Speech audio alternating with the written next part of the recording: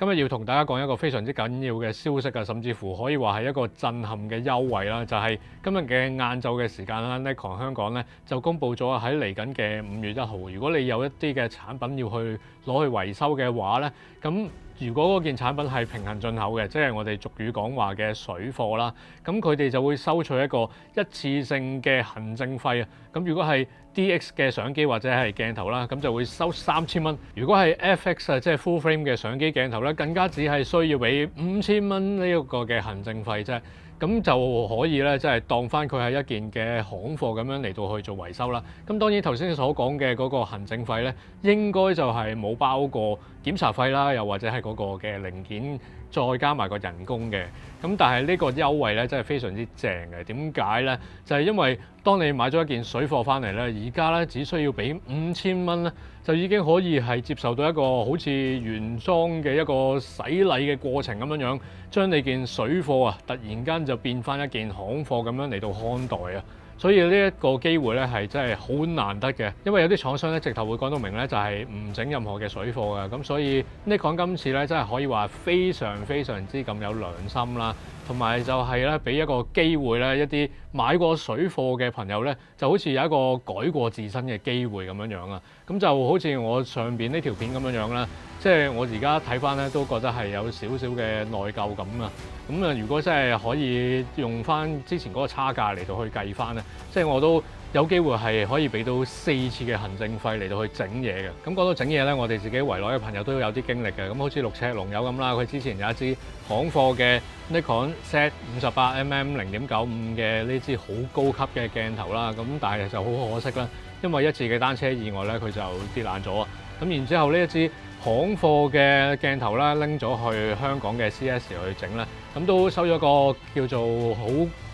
友善嘅報價啦，就係大概4萬幾蚊就可以整得翻啦。咁而阿玲咧，佢之前有一支嘅 Nikon Z 嘅24-72.8嘅鏡頭啦，咁都係因為工作嘅時候咧就係整爛咗啦。咁然之後咧就攞咗去香港嘅 CS 去報價咧，咁就都係只需要咧即係1萬蚊左右咧就可以整得翻啦。咁所以都可以睇到香港 Nikon 咧嗰個嘅 CS 咧，其實嗰個維修咧其實係非常之咁好嘅。我自己就好彩啦，因為曾經擁有過嘅 Nikon 嘅相機同埋鏡頭咧都係軍工嘅級數啦，所以就暫時都冇壞過嘅。咁但係都其他品牌嘅嘢咧，我就試過壞啦。咁啊，例如以前係試過跌爛咗一支 Canon EF 嘅24-72.8嘅鏡頭嘅。咁嗰陣時都係二手買翻嚟啦，然後係冇任何嘅單據啊。咁但係爛咗都要攞去整啦。咁但係結果咧出嚟嗰個報價咧就我都有少少估唔到嘅，就係2000幾蚊啦，就將成支鏡頭咧換過晒個鏡殼啊，換咗晒個底板啊、摩打啊，咁就好似變咗半支新嘅鏡頭咁樣啦。咁而 Sony 咧，我都自己試過咧，就係跌爛過一支嘅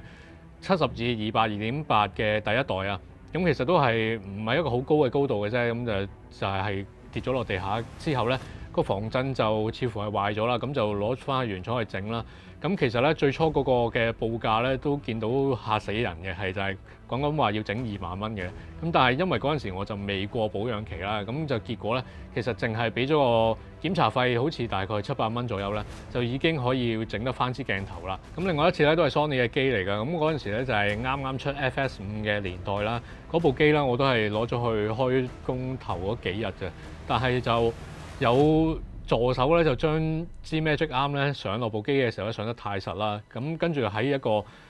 搬運部機嘅過程之中頓一頓咧，跟住成部機就冇咗畫面啦。咁結果攞咗佢翻去檢查之後咧，就發現原來係死咗底板嘅，因為嗰個 Magic Arm 咧轉到去嗰個可能有塊鐵片啦，就係令到個機身入邊有啲嘢短路咗。咁所以就喺一個跌嘅過程之中咧，就令到部機都直頭燒埋底板啦。咁結果咧都要整成8000蚊嘅。咁但係部機咧就係4萬幾蚊啦。咁但係壞底板要8000蚊咧，其實我覺得都合理嘅。咁啊，但係都只能夠無奈地就係講話自己唔太好彩啦。咁啊，結果都要整啦。講翻今次 Nikon 嘅呢個措施啦，其實由 Z9、Z8 去到 ZF 咧，Nikon 係獲得咗一個非常之大嘅成功嘅。咁亦都令到 Nikon 咧由係咁俾人話會面臨執笠啦，去到而家咧真係好似叫做攞翻個兵器譜嘅第一位咁樣嘅一個感覺啦。甚至乎咧佢哋直頭好似一個行內嘅大哥嘅一個 feel 啊！咁所以今次呢個優惠呢，我覺得係好似係回饋翻一啲忠實嘅用家咁樣啦，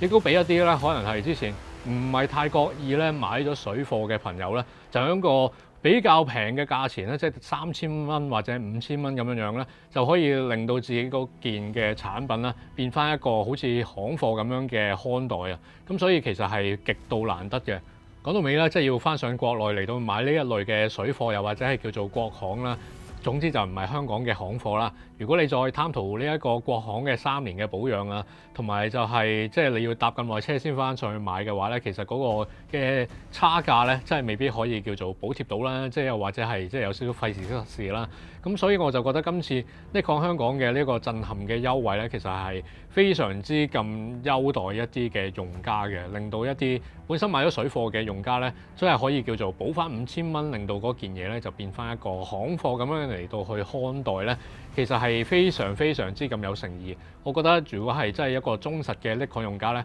係會好感受到呢一個嘅誠意嘅。咁我哋今次就講住咁多先啦，我哋下條片再見。